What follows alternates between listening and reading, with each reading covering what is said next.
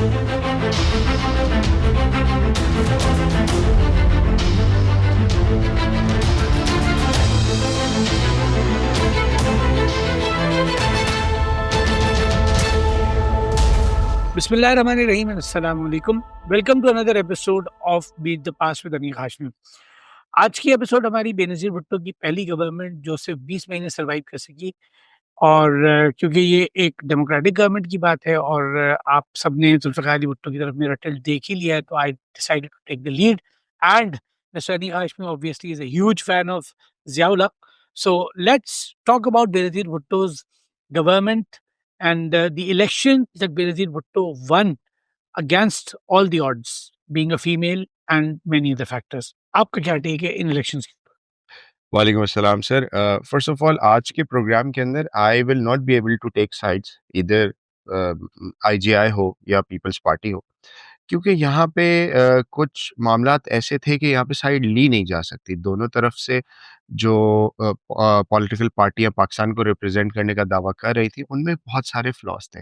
हम इलेक्शंस के इलेक्शंस के कॉन्सिक्वेंसेस के ऊपर बाद में जाते हैं। पहले हम ये डिस्कस कर लेते हैं कि इलेक्शन से पहले के क्या मामलात बने। 1986 में ज़िया के दौर में बेनज़ीर भुट्टो की वापसी होती है लाहौर एयरपोर्ट के ऊपर। उनको 1 मिलियन से ज़्यादा लाहौरी रिसीव करने आते हैं। वहीं पे इलेक्शन का फैसला हो जाता है सर, मेरी नज़र में। 4 और घंटे लगे ज़िया बेनज़ीर भुट्टो को जी एयरपोर्ट सर, से जो है वो जी सर। पीपल्स पार्टी और हाउस जाते हुए। ज़िया को वहीं पे ये फीलिंग आ जाती है कि Benazir is going to be not an easy nut to crack this time, because Benazir Bhutto को वो सारी हमदर्दियाँ जो ज़ुल्फ़िकार अली भुट्टो के साथ कहा जाता है कि ज़िया ने ज़ुल्म किया, आप कहते हैं, मैं तो नहीं कहता।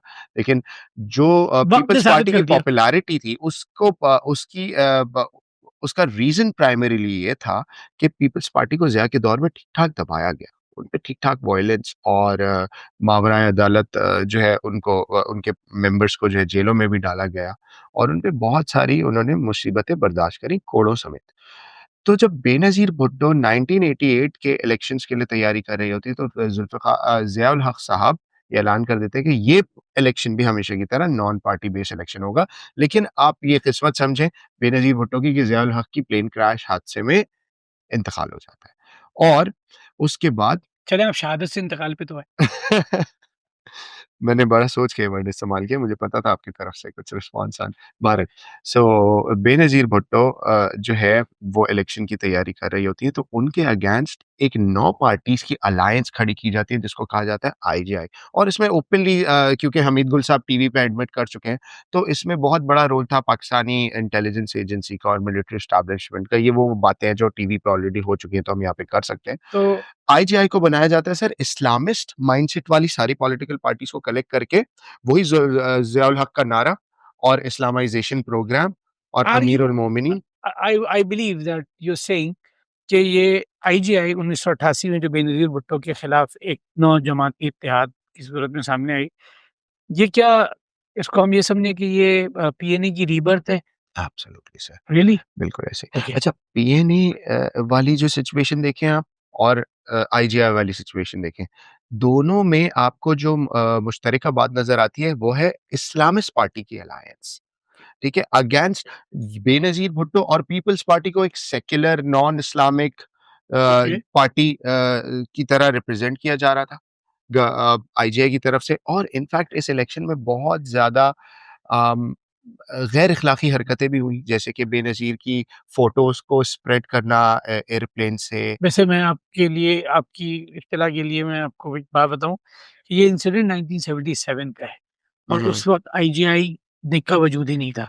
ये पीएनए के प्लेटफ़ॉर्म से शायद हुआ था और अच्छा, उसमें भी बेनज़ीर भुट्टो की तस्वीर शामिल नहीं थी। इसके ऊपर मैंने बड़ी रिसर्च की क्योंकि ये मौजूदा पॉलिटिकल सिनेरियोज़ में बड़ा स्ट्रॉन्ग रिटॉरिक है जी। और कि बेनज़ीर भुट्टो की तस्वीरें फेंकी गई, ये किया, वो किया गया।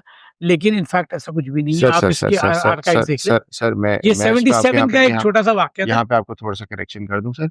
नवाज शरीफ की पॉलिटिकल पार्टी को आज तक भी पीएमएलएन को इस बात के ताने पड़ते हैं जिसका उनके पास जवाब नहीं होता। वजह यह है कि शायद आप किसी और इंसिडेंट की बात करें, मगर नवाज शरीफ के खैर हम तौर इसके ऊपर बाद में बात करेंगे, हो सकता एब्सोल्युटली, है कि इसके ऊपर एक प्रोग्राम कर एब्सोल्युटली। लें। लेकिन उनको डिफेम करने के लिए वो एक अलग उनको मैटर है। डिफेम करने के लिए मैक्सिमम कोशिश की गई। आपको पता है कि मिलिट्री रेजिम जिस साइड पे हो जाए वो पलड़ा भारी हो जाता है। इसके बावजूद अवाम की सपोर्ट नज़र आई हमें बेनज़ीर के हक में।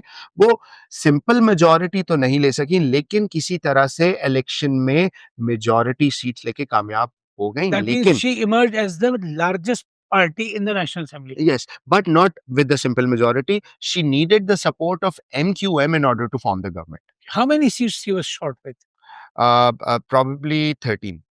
Okay, I believe as far as the stats are, I think Benazir Bhutto को 95 सीट्स मिल गई थी और जी, 207 का ऐलान था। 207, हाँ, तो तो 12 सीटों 104 सीटों की जरूरत थी बेनजीर 104 भुट्टो सीटों को की एंड ज़रूरत शी थी। वाज दो शॉर्ट 9 बाय 9 सीट्स। हाँ, नो एमक्यूएम ने 13 सीटों के साथ जॉइन एमकेएम ने किया 13 सीटों के था। साथ एमक्यूएम ज्वाइन ने किया। 13 सीटों के साथ अच्छा, जॉइन किया। सर यहाँ पे एक इसमें एक मेरा एक बात सवाल है। बहुत इम्पोर्टेंट आखिरी बात में, यहाँ पे सर आपको पता होगा कि पाकिस्तान में जो पंजाब जीत जाए, वो मुल्क जीत वो मिल जाता है। जी जाता है। आईजेआई और नवाज़ शरीफ साहब अपनी पंजाब की सीट बचाने में कामयाब हो गए थे इस इलेक्शन में, और पंजाब में उनका बहुत स्ट्रॉन्ग वोट। दैट मीन्स कि बेनजीर भुट्टो के लिए आने वाले दिन जो है वो बहुत आसान नहीं थे। एब्सोल्युटली, अच्छा, मेरा जो सवाल था इससे पहले जो मैं सोच रहा था वो ये था कि क्या आपके ख्याल में Benazir Bhutto, being the daughter of Zulfikar Ali Bhutto, was not as much trusted by the military establishment of Pakistan as probably Nawaz Sharif was.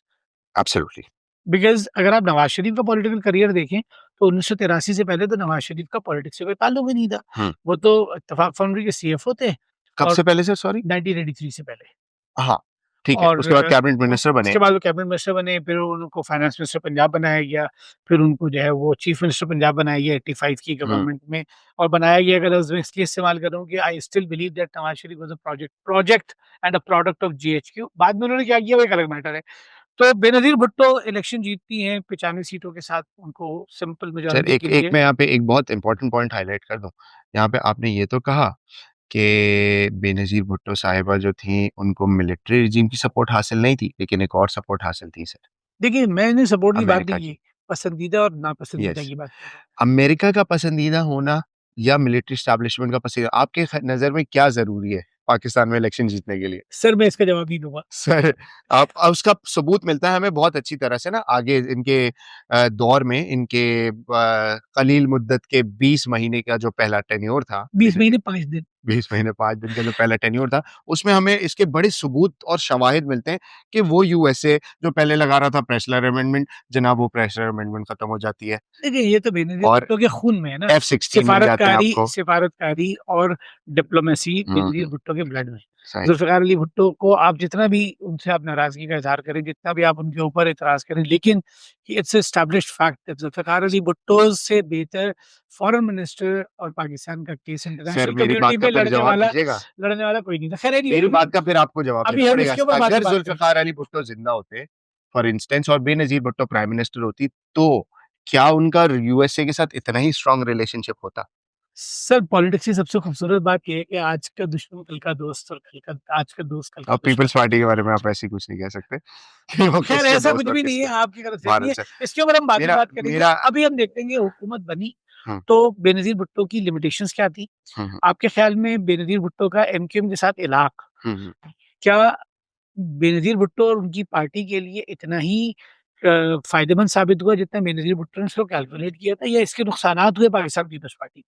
Sir देखिए, जिस पॉलिटिकल पार्टी से आप इल्हाक करके अपनी गवर्नमेंट को सपोर्ट दे रहे हैं, उस पॉलिटिकल पार्टी के अगेंस्ट आप ना कोई मिलिट्री ऑपरेशन करते हैं, ना आप उनकी टारगेट किलिंग करवाते हैं। तो ये बेनज़ीर या पीपल्स पार्टी के किसी मेंबर की तरफ से बहुत बेवकूफ़ाना हमला तस्वुर किया जाता है कि जब यहाँ पे 2 इवेंट्स हैं इसी 20 महीने के अंदर एमक्यूएम के साथ 2 दफ़ा ज़्यादती होती है कि एक दफ़ा पक्का किला मैसेकर, ये भी हैदराबाद में लोकेटेड है, और एक और इवेंट जिसके अंदर 2 दफ़ा जलसों के अंदर ओपन फायर किया गया, जिसके अंदर पीपल्स पार्टी खुलेआम सामने आई कि पीपल्स पार्टी वाज़ इन्वॉल्व्ड, और इसके पीछे क्या अवामिल थे ये मैं चाहूँगा कि आप सर ये बताएँ? 2 चीज़ें हैं जिसको आप इसको समझने की कोशिश करें। एक पाकिस्तान पीपल्स पार्टी है जो एक सियासी जमात है, जिसका दावा है कि वो पूरे पाकिस्तान को कनेक्ट करती है, और ये नारा हमने बचपन में बड़ा सुना। आप तो ख़ैर शायद उस वक़्त तक जो है वो इस दुनिया में तशरीफ़ नहीं लाए थे। लेकिन ये एक नारा बड़ा मशहूर था कि चारों सूबों की ज़ंजीर बेनज़ीर, बेनज़ीर। और ये हमने 1988 में भी सुना, 90 में भी सुना। तो पाकिस्तान पीपल्स पार्टी देखिए वफ़ाक की अलामत है। ये हुँ, आपको मानना पड़ेगा, सारे सूबों से जीतती है और सही करे, गलत करे वो एक अलग मैटर है। उनकी कामयाबियाँ भी हैं, उनकी नाकामियाँ भी हैं और as a political like observer मैं तो एनालिस्ट तो नहीं कह सकता अपने आप को, लेकिन ये कि पीपल्स पार्टी से गलतियाँ हुई हैं, मैं इसका इनकार नहीं कर रहा, लेकिन पीपल्स पार्टी की डिलिवरेबल्स भी हैं। लाइक पीपल्स पार्टी ने डिलीवर भी किया, ऐसा नहीं है कि नहीं किया। तो peoples Party as a like entity, as a as a party that represents the entire country, cannot afford to go into such blatant mistakes कि वो किसी एक पॉलिटिकल पार्टी और खास तौर पे अपनी हलीफ जमात के ऊपर इस किस्म की कोई क्रैकडाउन्स करे। और क्योंकि देखिए सिंधी कौम परस्त एक अलग एलिमेंट है जो आपको एक रियलिटी है। जीएसएन मुत्तहदा महाज़ है, जीएसएन कौमी महाज़ है, जश्न में, जस्का में। और इनका जो अप्रोच, इनकी जो अप्रोच है ना, वो थोड़ी-सी जो है वो पीपल्स पार्टी के मुकाबले में डिफरेंट है। अच्छा, जी, यहाँ पे एक और एलिमेंट समझने की ज़रूरत है। बेनज़ीर भुट्टो को ज़रूरत थी पाकिस्तान पीपल्स पार्टी की गवर्नमेंट सेंटर में बनाने के लिए एमकेएम की सीटों की, जो 13 थी। सही है? 11 कराची से और 2 हैदराबाद से। इन 13 सीटों की वजह से बेनज़ीर भुट्टो की गवर्नमेंट को एक स्टेबिलिटी मिलती है। बेनज़ीर भुट्टो जो है वो वफ़ाक में इतनी पावरफुल हो जाती हैं, इतनी स्टेबल हो जाती हैं, वो गवर्नमेंट बना लेती हैं। लेकिन एमकेएम ने पीपल्स पार्टी का वफ़ाक में साथ देने की कीमत जो है वो उन्होंने सूबे में वसूल की। उन्होंने बेनज़ीर भुट्टो को ये प्रेशराइज़ किया कि अगर हम को आप सेंटर में हुकूमत में देखना चाहती हैं, तो आपको हमें सूबे में भी हुकूमत में देखना पड़ेगा। हुँ, और ना सिर्फ देखना पड़ेगा, बल्कि 2 वज़ारतें, वज़ीर ट्रांसपोर्ट और वज़ीर सेहत। शमसुल आरिफ़ीन साहब थे, ये नाज़िराबाद 2 नंबर की जो सीट थी वहाँ से, और वो वहीं उनकी रिहाइश भी थी और he was a pretty accessible person, और इनके भी जितने भी एमएनएज़ और एमपीएस थे, वो खासे एक्सेसिबल होते थे। तो बेनज़ीर भुट्टो की सूबे में एमक्यूएम को जगह देना, ये शायद पीपल्स पार्टी और जो सिंधी कौम परस्त लोग थे, उनको पसंद नहीं आया। अब बेनज़ीर भुट्टो का एक बड़ा मुश्किल दौर शुरू होता है, सही है? बेनज़ीर भुट्टो के सामने बहुत सारे चैलेंजेस थे और उनमें सबसे बड़ा चैलेंज ये था कि बेनज़ीर भुट्टो एक खातून वज़ीर-ए-आज़म, पाकिस्तान की क्या, मुस्लिम दुनिया की किसी भी मुल्क की पहली खातून वज़ीर-ए-आज़म जिसको बहुत एंड द बड़ा, youngest and the at the age youngest of 35 35, nearly 35, जो पाकिस्तान में वज़ीर-ए-आज़म बनने की मिनिमम एज है। जी हाँ, बेनज़ीर भुट्टो की उम्र सिर्फ 6 महीने शायद उससे ऊपर थी और बेनज़ीर भुट्टो वज़ीर-ए-आज़म बनती है। अब ज़रा हम इस बात का अहाता करते हैं कि 20 महीने, यानी कि 1/3 ऑफ द एक्चुअल टेन्योर, जो बेनज़ीर भुट्टो का मैंडेट था वो 60 महीने का था। बेनज़ीर भुट्टो का क्या, हर हुकूमत का 60 महीने का होता है। But for some reason Benazir Bhutto lasted only for 20 months, but these 20 months were not in vain. I believe that Benazir Bhutto did achieve something. There were few things that she achieved. Okay, let's start off with the most important thing जो पाकिस्तान के as a third world country या शायद 3.5 world country उस वक्त की बात के हिसाब से के लिए इंतहाई ज़रूरी है, वो है अंकल सैम का पाकिस्तान की तरफ झुकाव। अंकल सैम से मुराद यूनाइटेड स्टेट्स ऑफ अमेरिका। बहुत सारे लोगों के ख्याल में बेनज़ीर भुट्टो, जुल्फ़िकार अली भुट्टो की साहबजादी होने की वजह से she was least likely to be in the good books of the US, but miraculously she did it otherwise. तो अगर हम बेनज़ीर भुट्टो की सक्सेसेस की बात करें तो इसमें बेनज़ीर भुट्टो का 1989 में हलफ उठाने के बाद जो पहला दौरा है, वो उनका बैरूनी दौरा, जो है वो यूनाइटेड स्टेट्स ऑफ अमेरिका का है। उसमें बहुत सारी अचीवमेंट्स और होती हैं उनकी, बहुत सारी जिस अचीवमेंट्स हैं, जैसे कि जिसमें उन्होंने जो है वो अमेरिकन एडमिनिस्ट्रेशन को इस बात पे कन्विंस किया कि पाकिस्तान एक पीसफुल मुल्क है, पाकिस्तान का न्यूक्लियर प्रोग्राम जो है वो पीसफुल पर्पसेस के लिए है, बिजली बनाने के लिए है, मेडिकल फैसिलिटीज़ के लिए है। And the amendments that were like done in the made in the what do you say the support programme for Pakistan Pressler amendment 1986, उसको बेनज़ीर भुट्टो ने रिव्यू करने पर अमेरिकन एडमिनिस्ट्रेशन को राज़ी कर लिया और ना सिर्फ ये राज़ी किया, पाकिस्तान की F-16 की परचेज़ जो एक अरसे से एक बड़ा मामला बना हुआ था, वो बेनज़ीर भुट्टो ने किसी हद तक रिज़ॉल्व किया और अमेरिकन एडमिनिस्ट्रेशन जो है वो पाकिस्तान को F-16 देने पे राज़ी हो गई। नॉट ओनली दिस, अगर आप बेनज़ीर भुट्टो की अ, सिफ़ारती सतह पर उनकी कामयाबियाँ देखें तो बेनज़ीर भुट्टो ने पाकिस्तान को ब्रिटिश कॉमनवेल्थ में रीइंस्टेट किया बिल्कुल, और इसकी वजह से ऑब्वियसली पाकिस्तान के western world particularly Europe and UK के साथ ताल्लुकात जो हैं वो बहुत मज़ीद बेहतर हुए और Benazir Bhutto was a very very intelligent person. Benazir Bhutto was not one of those people who would go for revenge, right?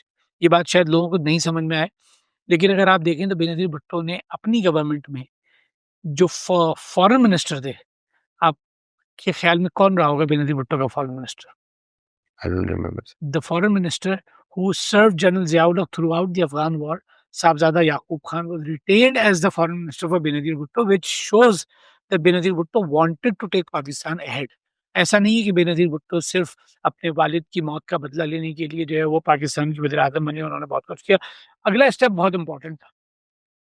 Pakistan और इंडिया के ताल्लुकात के हवाले से ज़ुल्फ़िकार अली भुट्टो का भी एक स्टांस रहा कि कोएग्जिस्टेंस होनी चाहिए, इंडिया से बात होनी चाहिए, इंडिया के साथ जो है वो डायलॉग होना चाहिए और कश्मीर का मैटर जो है वो पीसफुली और एमिकेबली रिज़ॉल्व होना चाहिए। बेनज़ीर भुट्टो ने इस मामले को सेटल करने के लिए इंडिया के प्राइम मिनिस्टर, जो समझ लें उनके एक तरीके से हमअसरत ही थे, क्योंकि Benazir Bhutto was the daughter of Zulfikar Ali Bhutto and the Indian prime minister at that time mister Rajiv Gandhi was the son of Indira Gandhi. तो ज़ुल्फ़िकार अली भुट्टो ने अपने पूरे टेन्योर में इंदिरा गांधी को ही एज़ अ काउंटर पार्ट जो है वो हुँ, हैंडल किया और और उनकी औलादें उनकी दोनों औलादें, कंट्रीज़ दोनों की औलादें जो हैं वो वज़ीर-ए-आज़म, कंट्रीज़ वज़ारत-ए-उज़्मा के मनसब पे फ़ाइज़ थीं। इंडिया में राजीव गांधी, पाकिस्तान में Benazir Bhutto. Rajiv Gandhi comes to Pakistan and Rajiv Gandhi and Benazir Bhutto agree on certain things, but यहाँ पे बेनज़ीर भुट्टो पे एक बड़ा खतरनाक इल्ज़ाम लगता है कि बेनज़ीर भुट्टो ने जो है वो राजीव गांधी को कश्मीर के मैटर को पाकिस्तान की टर्म्स पे हल करने के लिए राज़ी करने की कोशिश की। तो सवाल ये था कि बेनज़ीर भुट्टो ने इसकी कीमत क्या अदा की? बेनज़ीर भुट्टो ने राजीव गांधी को ऐसा क्या ऑफ़र किया कि बेनज़ीर भुट्टो राजीव गांधी को नियरली इस मैटर पे कन्विंस करने पे तैयार हो गई। आपके ख़्याल में बेनज़ीर भुट्टो की तरफ से कौन-सी ऐसी ऑफ़र हो सकती है जिसके लिए Rajiv Gandhi was ready to talk about Kashmir on a different note than they have already always been talking sir about. Khalistan. That's like I can expect from a wonderful history teacher like Anik Hashmi. Obviously, Pakistan के ऊपर India का primarily इल्ज़ाम रहा कि Khalistan movement में पाकिस्तान का एक role है, क्योंकि उनको लगता था कि जिस तरह मुक्ति बाहिनी के बनने में, उसकी एक्टिविटीज़ में, उसकी सक्सेसेस में इंडिया का रोल पाकिस्तान के मुताबिक रहा, कि पाकिस्तान का इल्ज़ाम रहा कि इंडिया ने हेल्प किया। इसी तरह इंडिया का ये एक नैरेटिव था कि the Sikhs could not do as much as they are doing, it is because of Pakistan. Yes. क्योंकि बॉर्डर शेयर करते हैं, भई बॉर्डर से आना-जाना कोई मसला नहीं है, अगर पाकिस्तान आर्मी और पाकिस्तान की हुकूमत जो है, वो सिखों के लिए बॉर्डर खोल दे, तो उनके लिए, क्योंकि लैंग्वेज भी सेम है, कद-काठ भी सेम है, हुलिये भी सेम है, तो कोई मसला ही नहीं है। जो ईस्ट पाकिस्तान में मुक्ति बाहिनी और क्या कहते हैं बंगालियों के दरमियान जो है वो, या इंडियन बंगालीज़ के दरमियान कोई डिफरेंशिएट नहीं कर पा रहा, तो शायद यहाँ पे भी यही बेनज़ीर भुट्टो के दौर में जो है वो बेनज़ीर भुट्टो पे इल्ज़ाम लगा कि उन्होंने सिख सेपरेटिस्ट्स की जो कि के पाकिस्तान की कस्टडी में थे। जो कस्टडी में थे, या जिनके बारे में पाकिस्तान को इल्म था, या जो पाकिस्तान का एसेट थे, इट इज़ कॉल्ड करीब operation blue stars. Operation blue star इससे पहले हो चुका था। ओके, ऑपरेशन ब्लू स्टार हुआ है बेसिकली जून 1984 में, जिसकी रिटेलिएशन में ओके। इंदिरा गांधी की असैसिनेशन हुई है। Assassination, okay. तो राजीव गांधी ने जो है वो क्या है कहते हैं, I am saying operation blue star के की कंटिन्यूएशन थी वो जो खालिस्तानी सिलसिला हाँ, ये चल रहा कह था। सकते हैं, क्योंकि Khalistan was bleeding India. Yes, like it was absolutely. A problem that India यहाँ वाज़ पे मैं अनएबल टू, थोड़ा-सा क्लैरिफ़ाई बहुत आसान अल्फ़ाज़ में आपकी बात को रिफ्रेश करते हुए चलता जाऊँ कि दोनों कंट्रीज़ एक दूसरे के borders beyond the borders separatist movement को सपोर्ट करती थी। पाकिस्तान के अंदर आप बीएलए ले लें या सिंधु देश वाली पार्टीज़ ले लें, जो कि सिंध की सेपरेशन की बात करती हैं, या आप केपीके में ऐसे फैक्टर्स ले लें, उनको इंडिया फंड करता था, वेपनाइज़ करता था, सपोर्ट सर करता था, बीएलए ट्रेन करता बीएलएफ था। को तो अभी भी कर रहा है। बिल्कुल। मजीद इसी जलील तरह और से उसके इसी सिंह तरह लेके। से सर पाकिस्तान भी वहाँ पे सिख सेपरेटिस्ट मूवमेंट जो खालिस्तान मूवमेंट चल रही थी उसको खुली सपोर्ट मिलती थी। देखिए इनफैक्ट कि आज तक भी ये ये कहा तो जाता इंडिया है का इल्ज़ाम है ना। सर इल्ज़ाम ऐसे भी अभी रिसेंट ली जो है ये प्रूफ हुआ है कि इंटरनेशनल मीडिया ने इस बात को कवर किया है कि 20 Khalistani leaders were shot dead in Pakistan in recent years मैंने इन न्यूज़ बाय को द फ़ॉलो हुतीज़। किया है। जी। तो बेनज़ीर भुट्टो की एक बड़ी सक्सेस थी। उसके बाद बेनज़ीर भुट्टो ने ऑब्वियसली रीजनल कोऑपरेशन एक कॉन्सेप्ट रहा। सार्क बनी थी, सार्क। South sir Asian. मैं चाहूँगा आप सार्क पे थोड़ा-सा सर देखिए, बच्चे सार्क बैठ जो है के वो basically south Asian association for regional cooperation. ये जो एरा है ना 1960s का, 70s का, 80s का, ये मुल्कों के अकेले रहने का नहीं था। सही है। हर जगह अलायंसेस बन रही थी, कोल्ड वॉर की अलायंसेस अलग थी और उसके बाद फिर नेटो अलग थी और क्या कहते हैं वार्शो पैक्ट अलग था। तो इसी तरह रीजन में पाकिस्तान ने डिसाइड किया कि पाकिस्तान, इंडिया, बांग्लादेश, श्रीलंका, मालदीव्स, भूटान एंड नेपाल, ये 7 कंट्रीज़ जो हैं, वो एक कंसोर्शियम बनाएँ, जिसमें ये एक-दूसरे के कल्चर्स को प्रमोट करें, एक-दूसरे के साथ बिज़नेस को प्रमोट करें, ट्रेड को प्रमोट करें और रीजन को एक पीसफुल रीजन बनाएँ और इतना स्ट्रॉन्ग करें कि इनके ऊपर जो है, वो जो रीजन की सुपर पावर्स हैं या ग्लोबल सुपर पावर्स हैं, वो असरअंदाज ना हो सके। तो सार्क कॉन्फ्रेंस 1989 पाकिस्तान में हुई और उन्हीं के साथ सैफ गेम्स हुए सैफ गेम्स, और SAF games SAARC world member countries के सार्क मेंबर कंट्रीज़ के पाकिस्तान साउथ ने एशियन होस्ट किए। फेडरेशन गेम्स पाकिस्तान ने होस्ट किए हुँ, और it's like a mini olympics. It is exactly जैसे कॉमनवेल्थ गेम्स होते हैं जी। और पाकिस्तान की सर सबसे बड़ी सर सक्सेस सॉरी इसमें टू ये से थी। हम भूल ही नहीं सकते, बजाय ये मेरी बर्थ से पहले की बात है, लेकिन पूरे 1990 में ना पीटीवी ने सिर्फ ये दिखाया है। हाँ, एग्ज़ैक्टली लेकिन उनके पास इससे बेहतर कोई स्पोर्टिंग इवेंट आता नहीं और मैं एब्सोल्यूटली, एक बात बताऊँ, पाकिस्तान की एक बहुत बड़ी सक्सेस थी बिल्कुल, और बिल्कुल। इंडिया स्टूड हुँ, victorious with the highest number of golds absolutely and yes. Silver and it shows that these games यहाँ वर पे फेयर। पीएनएस कारसाज में स्विमिंग कॉम्पिटिशन्स होते स थे, उसके अलावा जो है वो क्या इंटरनेशनल कहते हैं एथलीट्स आते इंटरनेशनल थे। एथलीट्स आते सर थे। क्या तो ज़माना क्या था ज़माना था कि कि पाकिस्तान और इंडिया के एथलीट्स पाकिस्तान एब्सोल्यूटली की सड़कों पे ऐसे ना घूमते सिर्फ थे, एथलीट्स सर, क्राउड भी। क्राउड भी आता था आप और वो देखिए, ऐसे पाकिस्तान की कराची की सड़कों पे घूम रहे होते थे ऐसे और खा रहे होते थे, जैसे वो अपने मुल्क में हैं और ये बेनज़ीर भुट्टो की एज़ अ प्राइम बिल्कुल, मिनिस्टर मैं एक मानूँगा। अच्छी सिफ़ारतकारी और मेहमान नवाज़ी का हुँ, सबूत है। Now Benazir Bhutto was not only delivering at the like foreign front, Benazir Bhutto के डोमेस्टिक फ्रंट के सक्सेसेस भी हैं। हुँ, अब ऑब्वियसली बेनज़ीर भुट्टो एक सोशलिस्ट बाप की बेटी थी और उन्होंने जो है वो ज़िया के दौर में जिन 40,000 फैक्ट्री वर्कर्स को, क्योंकि यूनियन जो है वो डिक्टेटर्स को तो बुरी लगती है ना, हुँ। लेबर यूनियन डिक्टेटर नहीं से सर, ऐसा सिर्फ नहीं होता। लेबर यूनियन रीज़न है, डीनेशनलाइज़ेशन डी उसका हाँ, प्राइमरी रीज़न था हाँ, कि 40,000 लोगों को जॉब से निकाल दिया गया था जिनकी ज़रूरत नहीं थी और वो इसलिए भी निकाला गया था, लेट मी क्लैरिफाई सर, आप उसको पॉलिटिकल हर चीज़ की पॉलिटिकल हिस्ट्री होती है। अपॉइंटमेंट से sir political appointments by ghost peoples employees party, yes, और घोस्ट घोस्ट एम्प्लॉइज़ थे जो कि सर आई नाअहल थे, एग्री काम नहीं करते थे। सर आई एग्री राइट उनको रिइंस्टेट किया रीइंस्टेट किया जो और शायद डबल वेजेस पे, हाँ, और शायद ये पेंशन्स भी। पाकिस्तान की इकोनॉमी के लिए और पाकिस्तान के ओवरऑल स्ट्रक्चर के लिए ये एक सेटबैक था। बेनज़ीर भुट्टो को शायद ये नहीं करना चाहिए था, हुँ। बल्कि वाक़ई नहीं करना चाहिए था। देखें, बात दरअसल ये है कि मुल्की खज़ाना ही सर जो है पीपल्स वो पार्टी की अगर आप थॉट प्रोसेस को देखें तो वो हमेशा से सेम यही रहा है कि एक आदमी जिसको नौकरी मिलती है, उसके 6 फैमिली मेंबर पीपल्स पार्टी को वोट देते हैं, जिसकी वजह से भुट्टो आज तक ज़िंदा है। अच्छा, नहीं और भुट्टो इसके अलावा भी वज़ूहात की वजह से ज़िंदा है, शायद आप मानेंगे नहीं। एनीवे उसके बाद फिर बेनज़ीर भुट्टो के दौर में जो है वो मुख्तलिफ नए गैस और तेल के कुएँ दरियाफ़्त हुए। 30% इंक्रीज़ 30% इन, इंक्रीज़ हुआ। ये शहदादपुर के करीब जो है जी वो हाँ, जोल का रीजन है, वहाँ पे गैस निकली है। उसके अलावा एक्सप्लोरेशन करवाई एक्सप्लोरेशन बहुत उन्होंने, ज़्यादा हुई बहुत बेनज़ीर ज़्यादा भुट्टो के करवाई। दौर में। उसके बाद फिर जो है वो रूरल इलेक्ट्रिफिकेशन का कॉन्सेप्ट जो है वो डेवलप होना शुरू हुआ पाकिस्तान में। It was a wonderful thing और गाँव में बिजली। नवाज़ शरीफ के दौर में जो है वो हुँ, इसको बहुत बूस्ट मिला। जी हाँ, पीटीवी के ऊपर बड़ा मशहूर एक नामा चलता था कि मेरे कच्चे पक्के आंगन में खुशहाली सी लहराई है, मेरे गाँव में बिजली आई है और ये एक बहुत ही मोटिवेशनल किस्म की वीडियो है। अगर आप जब वो बच्चों हुँ, को दिखाएँ अपने स्टूडेंट्स को, ज़रूर सर। तो हम ये फ़ील कर सकते हैं कि जो देही ज़िंदगी की और शहरी ज़िंदगी का डिफ़रेंस है ना, जो गैप था, हुँ, उसका फ़िल होना पाकिस्तान की ओवरऑल इकोनॉमी के लिए और ओवरऑल डेमोग्राफिक्स के लिए बहुत इम्पोर्टेंट था, जो बेनज़ीर भुट्टो ने देखा। देखिए एतराज़ हम किसी भी गवर्नमेंट पे कर सकते हैं, लेकिन आप बेनज़ीर भुट्टो के 20 महीने में देखिए कि उन चीज़ों को इनिशिएट किया गया, जिनको बाकी बाद में आने वाली गवर्नमेंट्स ने उनको टेक अप किया, ऐसा नहीं है। और मैं जो है वो रिटर्न ऑफ डेमोक्रेसी का जो ये जो 11 साल का पीरियड है, इसमें जो मुझे सबसे पॉज़िटिव चीज़ लगती है, वो ये कि हर वो चीज़ जो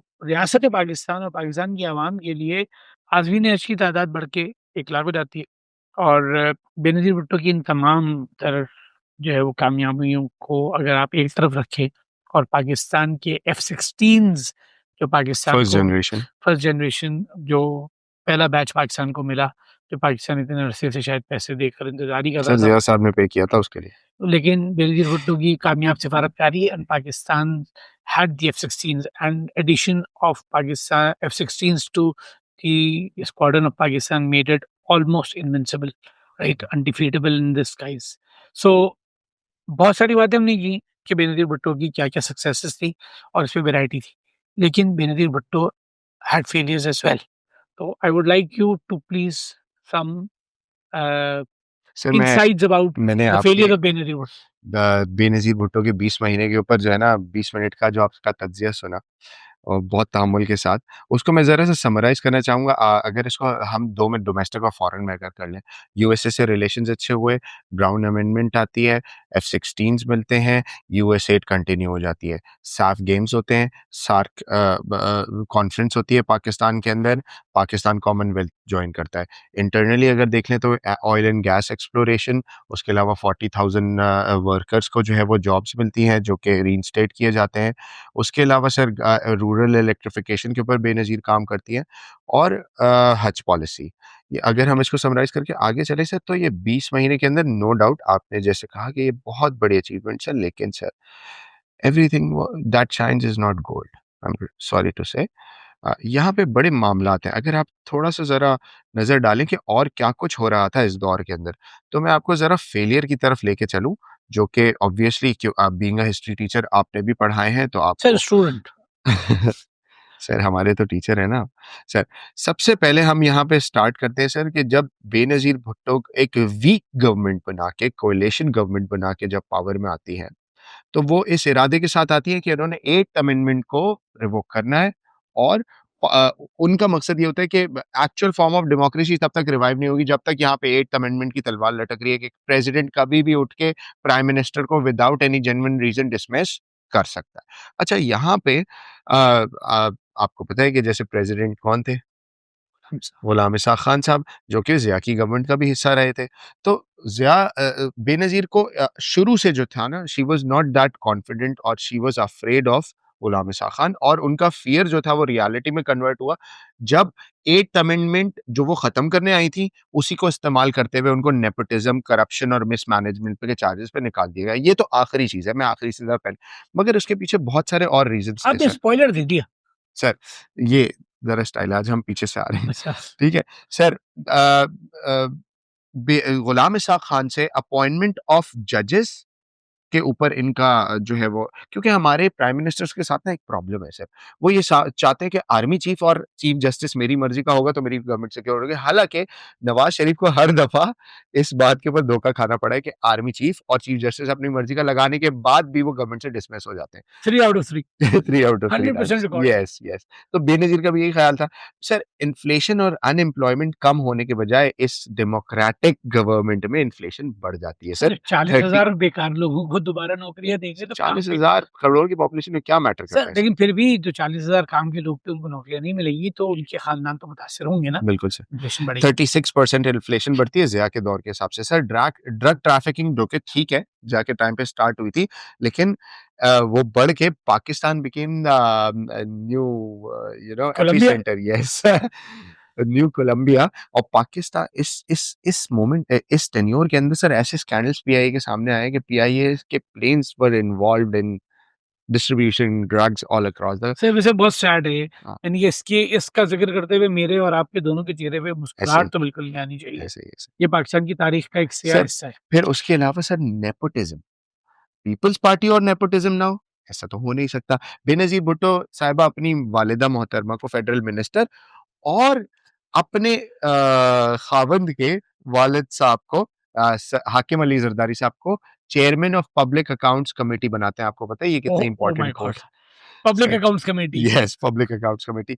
ये सबसे सादिक और अमीन होंगे ना उस ज़माने में। Well done, very well done भाई। सर, वैसे मैं आपसे सिर्फ इस फ़ोरम के तवज्जुह से आपसे गुज़ारिश करना चाहता हूँ कि मज़ाक में या किसी भी लाइट मोमेंट के तहत मेरी आपसे गुज़ारिश है कि सादिक और अमीन के अल्फ़ाज़, हालाँकि इसको लिटरल मीनिंग्स में लिया जाता है, लेकिन ट्रेडिशनली ये अल्फ़ाज़ जो है वो नबी पाक सल्लल्लाहु अलैहि वसल्लम के लिए ही इस्तेमाल किए गए और किसी भी आम इंसान के लिए इसको इस्तेमाल करना मेरे ख़्याल में, आप इससे डिसएग्री कर सकते हैं, मुनासिब नहीं है। क्योंकि एग्रीड, जब हम एग्रीड सर। सादिक और अमीन का लफ्ज़ इस्तेमाल करते हैं, तो हमारे ज़हन में जो पहला नाम और पहली शख्सियत आती है वो नबी पाक सल्लल्लाहु अलैहि वसल्लम की आती है और हम में से कोई भी इंसान भले इस फ़ी ज़माना कितना ही अच्छा हो, उसके लिए अलक़ाब सूट नहीं करते। आगे चलिए।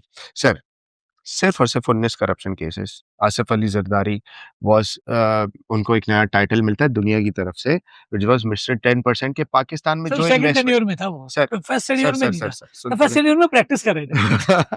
सर जो इन्वेस्टमेंट पाकिस्तान में आ रही है और जो इन्वेस्टमेंट पाकिस्तान से जा रही है उसका 10% आसिफ भाई अली जरदारी का।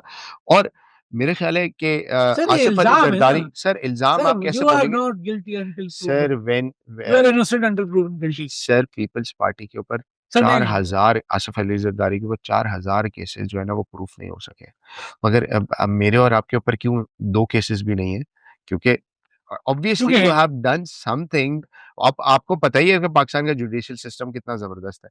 तो बहरहाल 19 करप्शन केसेस जिसके अंदर मनी लॉन्ड्रिंग, किकबैक्स और स्विस अकाउंट्स। आपको पता है स्विट्ज़रलैंड में अकाउंट सर बेनज़ीर का। तो सर कोई आम आपका क्यों नहीं है भाई? सर वही इतने बात बड़े है। टीचर हैं आपके, उसके बाद भी स्विस बैंक में अकाउंट नहीं सर नहीं आपसे बड़े-बड़े टीचर्स बैठे हुए हैं यहाँ है, तो खैर पे। उनका भी नहीं। नोन। सर उन वो एलिजिबिलिटी क्राइटेरिया पे नहीं आएगी। बहरहाल सर एमक्यूएम जिसके साथ अलायंस थी, अब आपने उसको इस तरह से कवर किया है कि ठीक है सिंधी सेपरेटिस्ट पार्टी थी, लेकिन एक मैं बात बता दूँ सर, आज आज भी किसी भी कौम परस्त, कौम सिंधी परस्त। कौम परस्त पार्टी को के एक किसी मेंबर से अगर आप उठा के पूछ लें, तो वो एंड में कहीं न कहीं जे भुट्टो का नारा लगा के चला जाता है। वजह ये है कि सिंधी कौम परस्त पार्टियाँ are the offsprings of peoples party. I don't think sir. Sir अच्छा ठीक है, सर जीएम देखिए, सैयद वाली एक एग्जैक्टली, हिस्ट्री है। मैं बेसिकली समझता हूँ बेसिकली सर, जीएम सही है। But they've been always supported by the People's Party in Sindh at least। अगर लड़ाई झगड़ा एमक्यूएम और सिंधी सेपरेटिस्ट पार्टी का है तो peoples party is going to support the Sindhi separatist party, that is for sure. Sir घुटना, एमक्यूएम का ये ब्लेम सर था। घुटना पेट की तरफ मुड़ता है ना। सर देखिए एमक्यूएम का ये ब्लेम था कि 2 बड़े इंसिडेंट्स, एक पक्का किला मैसेकर जिसके अंदर ओवरऑल उसके बाद के फसादात मिला के 250 मुहाजिर जवानों का कत्ल होता है, ठीक है? उसके अलावा एक और जलसा हो रहा होता है, उसका मुझे नाम शायद आप याद दिलाएँगे।